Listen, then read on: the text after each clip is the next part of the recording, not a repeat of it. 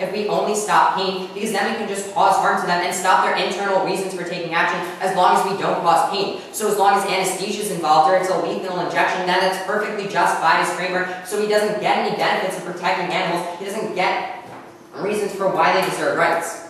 So here's how the round breaks down. He makes a lot of cross applications to the NC to try to take out my conception of rights. The problem is he doesn't give a reason to prefer. My first voting issue is conditions where life isn't worth living. This comes from the NC contention because animals have claims, and because we say animals only deserve pain, that shouldn't be based off rights. Rights should be based off freedom to take action. Otherwise, we justify conditions where life isn't worth living. This takes out the AC because I question the assumption he's making about how rights work with Oderberg, and I say where that doesn't tailor treatment or get justice.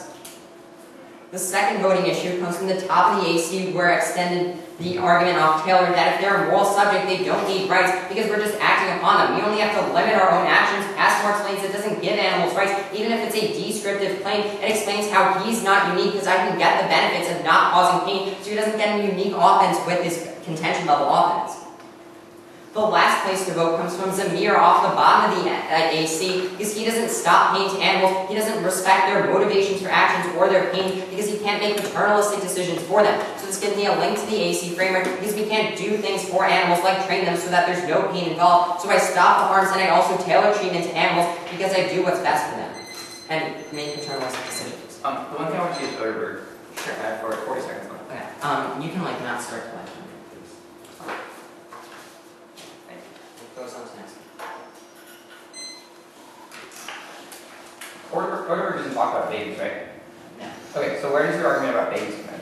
I mean, I was saying that's why. So where do they have potential? Do you prove that? Well, I was saying that I give babies rights. You say why I don't. I'm saying why they still get rights in my world based off the conception of rights of Oderberg. Okay, yeah, Oderberg doesn't say rights about babies, right? What does Oderberg say?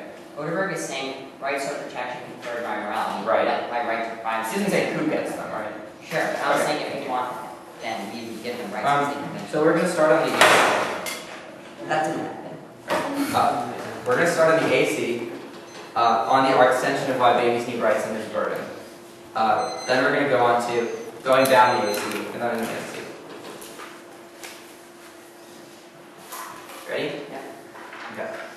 He concedes that all babies have rights, but he never justifies why there is some sort of potential. My argument is that babies don't have this potential because there are some babies born with that are mentally retarded. There's no functional distinction. That even if they have some sort of potentiality, my argument is that there's no distinction that is morally relevant between babies and animals. He never proves this argument true, which means this brings the burden up in terms of justice, or even independently from justice. His argument is that he's severing value to justice. My argument is that the NC has a burden to go in this round, and he doesn't prove the burden. That means you can never, you always have to vote affirmative because there is no morally relevant distinction between babies and animals. Or there's no morally relevant distinction between babies and animals. He drops this argument. It's the first place you vote affirmative. Independent of whether he's getting offense or rights, because independently of whether I'm protecting animals more or less, my argument is that he has to meet a burden as to why we do this in distinction of babies. That's the first place you sign your ballot. That is really easy. He's dropping the argument. It's an easy way to get out of the round. Then let's go to the arguments on Nash.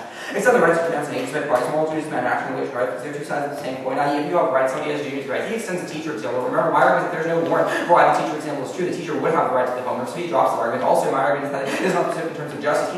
He says that his introduction to Oderberg explains how rights work, but Oderberg just says the rights are about morality. He doesn't explain why rights function, how moral subjects are or how rights function in terms of duties. He never says the word duty, which means when I'm analyzing the interpretation between duties and rights as a mutual relationship, which means Nash establishes when you have a duty to somebody, you have a right. So the NC functions offense for me because my argument is that whenever we have a duty to animals, we're tailoring things, that they have a right to the duty of that tailored treatment. So any argument is extending off the NC becomes offense for the AC, or at least it doesn't become offense for him.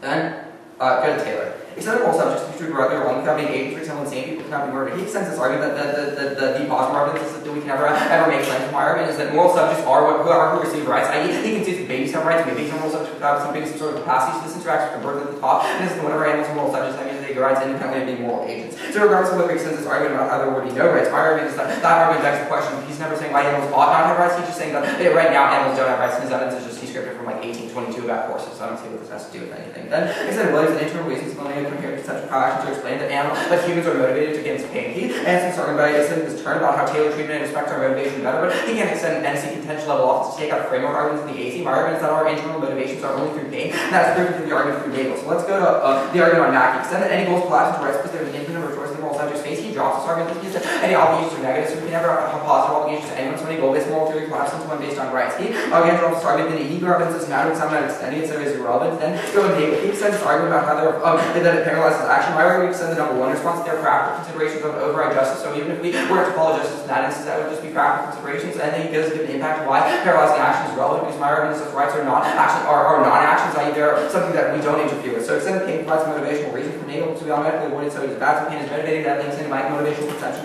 On the contention extended weary evidence of the elements of conscious experiencing pain, he extends the mere to remember extend my number one response of paternalism is not justified. And then even if we increase oppression, I don't have to defend solvency of rights. There's no reason why oppression matters. My argument is just that we have rights against pain, just because humans have oppression in the world does not mean we don't have rights, because that's not answering the resolutional question.